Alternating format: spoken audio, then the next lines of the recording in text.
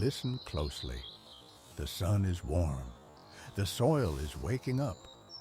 And you're standing in your garden holding a pair of pruning shears. You feel the urge to tidy up, to shape, to control. Stop. That urge you feel, it's the biggest mistake you can make this May. Every magazine, every newfangled blog tells you to prune for vigor, for more flowers, for a better shape. They are lying to you. Or worse, they don't understand the deep, old rhythm of the land. Their advice is a poison in May, a death sentence for the very blooms you're hoping to see. You follow their rules and you get nothing but bare branches and broken promises. I've seen it happen 1,000 times. Let's talk about the lilac, the forsythia, the rhododendron. These are the plants of memory, the ones that bloom on old wood. Understand this. Old wood means last year's growth.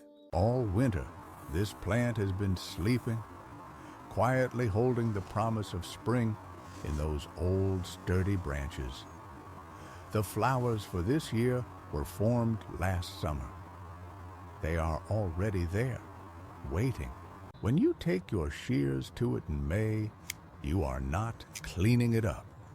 You are performing an amputation. You are cutting off its future. Each cut you make is a flower that will never open, a fragrance you will never smell, a bee that will not be fed. The plant's energy is now diverted. Instead of pushing out glorious blooms, it panics. It goes into survival mode. It tries to heal the wound you inflicted. It will push out new green growth, yes, but that is a response to trauma. That new wood will not flower until next year if you're lucky.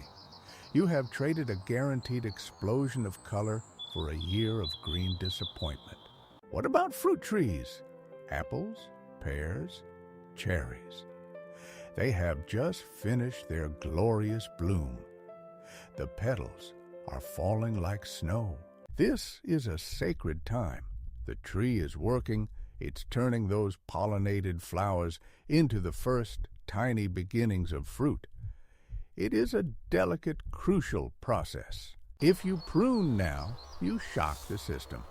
You force the tree to redirect its precious energy to healing wounds instead of setting fruit. You might cause it to drop the fruit it has already started to form. You are gambling with your harvest for the sake of a little tidiness. It is a fool's bargain. So what is the answer? The old way, the patient way, the way that respects the plant's life, its rhythm. It is simple. In fact, it is the simplest thing in the world.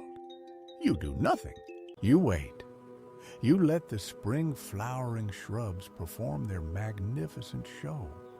You let them explode with color and perfume. You enjoy it. You breathe it in. You cut the flowers for a vase in your house, but you do not prune the bush itself. The time for pruning these plants is after the last flower has faded. That is the rule. That is the law of the garden.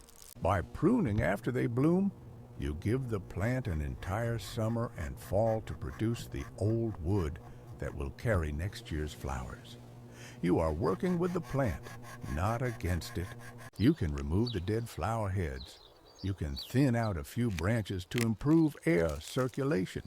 You can shape it gently, but you do it then, not now. For the fruit trees, patience is also your greatest tool. Let them finish the June drop, where the tree naturally sheds the fruit it cannot support. This is the tree's wisdom at work. After the drop, you can thin the remaining fruit if you must. But major structural pruning, that is a job for the deep sleep of winter when the tree is dormant. So this May, I am asking you to practice a different kind of gardening. The gardening of observation, of patience, of restraint. Put down the shears, hang them in the shed, go and get a glass of water from the well. Sit on your porch, watch your garden, learn its language. It will tell you when it needs your help.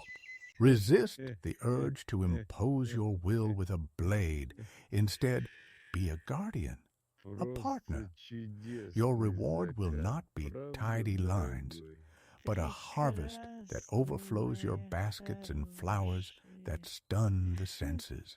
This is the old way, the true way. If you want to learn more of these secrets, the ones they don't print in the glossy magazines, subscribe to this channel. We dig for the truth here.